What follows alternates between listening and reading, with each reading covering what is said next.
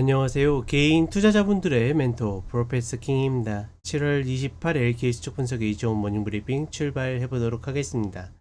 자, 어느덧 7월 마지막 주죠. 굉장히 날씨가 더운데 꼭 건강 컨디션 관리 잘 하시길 바라겠습니다. 일단 미국 시장 같은 경우에는 신고가에 놓여져 있으면서 전반적으로 이번 주에는 좀 이슈가 있는 주간이다, 이렇게 보시면 될 것 같고, 특히나 금요일이 8월 1일인데 이제 관세 연장 마지막 부분이죠. 과연 이제 어떤 나라들이 어떤 협약을 체결하는지 볼 필요가 있다라고 보고 있고, 전반적으로 최저로 보이는 게 일본이 이제 협정을 맺은 15%로 좀 여겨지는 흐름이고, 대체적으로 다 그 위에 있을 가능성이 높다. 다만 재밌는 거는 시장이 오르게 되면 그 헤드라인을 보게 되면 기대감이라는 말을 굉장히 많이 씁니다. 실적에 대한 기대감, 무역 협상에 대한 기대감. 근데 그 기대감이라는 말을 썼던 것이 벌써 두세 달 전부터 계속 올라와서 반복을 하고 있죠. 그렇다 보니까 이게 과연 뉴스의 파라라가 될지, 아니면 그러니까 지금 자리에서 그러니까 호재로 여겨지는 것이 터졌는데 시장이 1% 이상만 하락하게 된다라 그러면 신고가에 대한 어떤 고점에 대한 의심을 해볼 수 있는데, 아직까지 그런 흐름들이 잘 나오지 않고 있죠.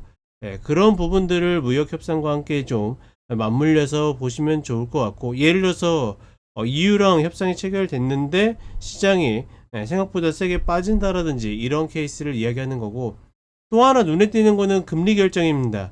7월에 동결 가능성을 매우 높게 보고 있는데, 계속 트럼프가 압박했다가 회유책 썼다가 별의별 코멘트를 다 날리고 있죠. 그리고 하루에 한 번 이상씩은 꼬박꼬박 파월 이야기를 하고 있는데, 여기에서 그러니까 동결해도 좀 웃길 것 같고, 내리면 더 웃길 것 같은 그런 좀 느낌이 있습니다.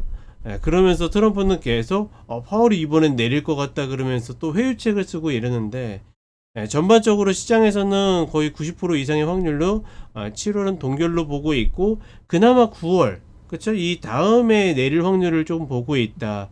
그래서 요즘 종종 기사들 중에 미국 경제의 미스테리 해가지고 나오고 있죠. 관세가 그건 어느 누군가에게 분명히 부과가 되고 있고 누군가가 지불하고 있는데, 그게 지표에서 나타나지 않고 있다 보니까 좀 의아한 그런 흐름을 가지고 있다라고 이야기하는데, 대체적으로 관세 협상들이 대부분 마무리가 되면 그때부터 기업들이 본격적으로 전가를 시작할 것이다, 이런 이야기들이 가장 많고, 결국은 이 이야기를 하는 것은 무역 협상 이야기가 아니라 이것이 결국 인플레이션 그리고 금리 결정에 영향을 미치기 때문이다, 이렇게 좀 생각하시면 좋을 것 같고, 그리고 이번 주에 이제 매그니티피 7 중에 네 곳이 실적을 발표하죠. 최근 실적은 80% 이상이 예상 상회입니다. 그래서 제가 맨날 사기라고 이야기를 드리죠. 아니 도대체 어떻게 예측을 하길래, 맞출력을 예측하는 게 아니라 대충 이 정도는 넘겠지 하는 선만 제시한 후에 80% 이상이 예상 상회다 보니까 사실 예상 상회가 그렇게 중요하다라고 보이진 않고, 하나 재밌는 거는 최근에 실적 발표를 잘한 기업들도 대체적으로 밀리는 흐름들이 많이 나오고 있다. 뭐 ASML부터 해가지고 최근에 특히나 반도체, 뭐 인텔이라든지 텍사스 인스트루먼트라든지 발표하고 나서 다 10%씩 빠지는 흐름들을 보여줬죠. 대체적으로 신고가에 대한 기대감이 단순히 예상상으로 채워질 가능성은 조금 낮지 않겠는가, 이런 부분들을 좀 같이 확인해 볼 필요가 있고, 그렇기 때문에 이번 주에는 무역 협상의 막바지, 금리 결정, 주요 기업의 실적, 이렇게 이벤트들이 좀 많이 있기 때문에 이런 부분들 같이 좀 확인을 하면서 가시면 좋을 것 같고, 역시나 추세적으로는 아직 꺾일 기미가 보이고 있진 않지만 패턴적으로는 누를 자리들을 누르지 않고 계속 가고 있기 때문에 사실 예측을 좀 벗어난 구간에 있다 정도로 인지하시는 것이 가장 편안하다라고 보고 있습니다. 자, 그리고 한국 시장 같은 경우에는 이제 무역협상 마무리에 대한 어떤 뭐 기대감 혹은 우려감이 상존하는 그런 주간이 되겠죠.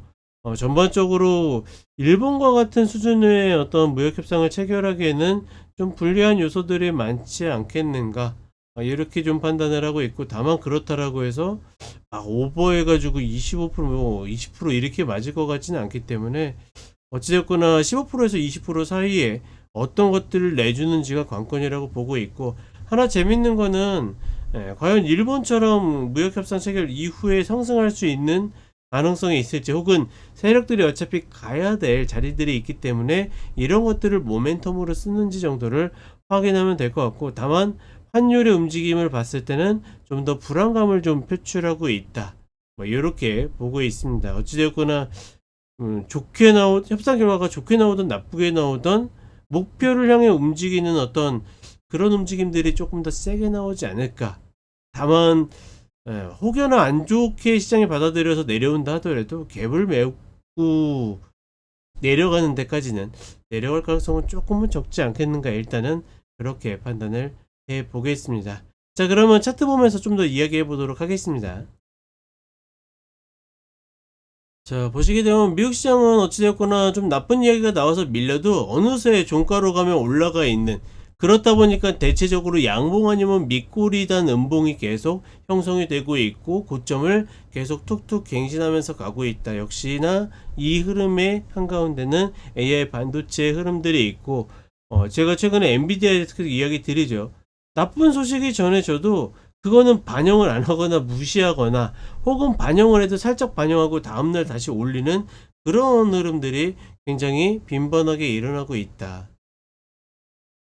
그렇다 보니까 말 그대로 엔비디아가 대장으로 해가지고 전체적인 흐름을 이끌다 보니까 22평도 눌리지 않고 계속 가고 있는데, 결국 아무리 시장이 잘 나가도 정고를 한번 밟는 구간이 분명히 와야 되거든요.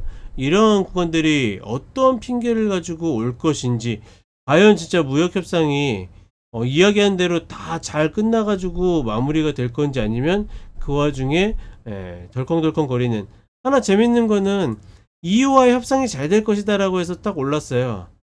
그리고서 이렇게 조금 밀려 있잖아요. 그러면 그 다음에 캐나다와의 무역협상은 어려울 것이다, 이런 얘기가 나왔어요. 그러면 예를 들어서 뭐 두 나라의 어떤 미친 영향력이나 이런 것들이 뭐 다르거나 무게감이 다를 수 있지만, 대체적으로 좋았다 그리고 나빴다 그러면 최소한 나빴을 땐 밀려야 되잖아요.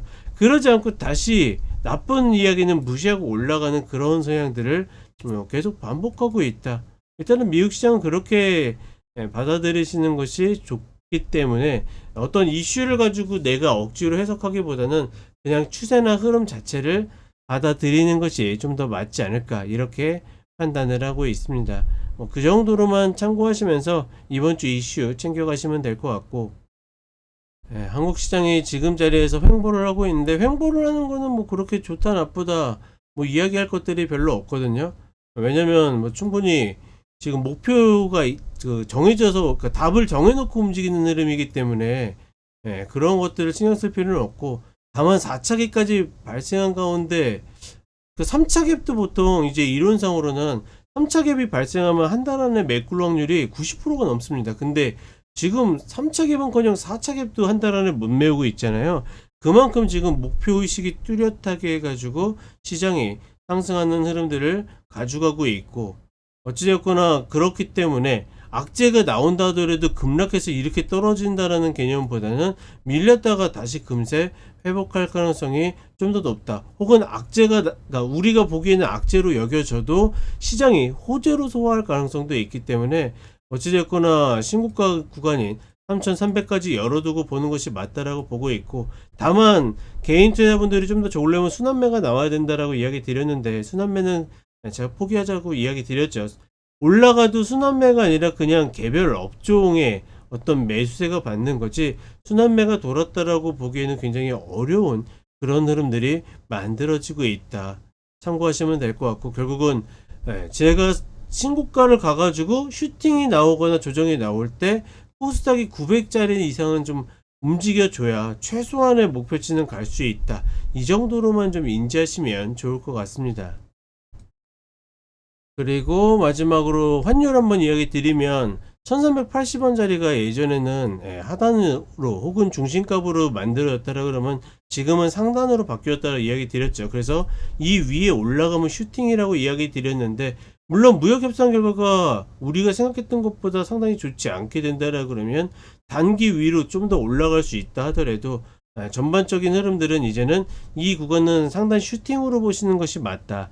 다만 상단 슈팅이라 하더라도 밑에 하단 자리인 1300원에서 1325원짜리 내려오기는 쉽지 않을 것이다. 아마 연말까지도 제가 봤을 때는 만만치 않을 것이다. 환율은 이 구간에서 일단은 어느 정도 생각해 두고 잘해야 내년에 내려갈 수 있는 여지를 만들어 줄지 정도만 고민하면 되겠다라고 인지를 하시면 좋을 것 같습니다.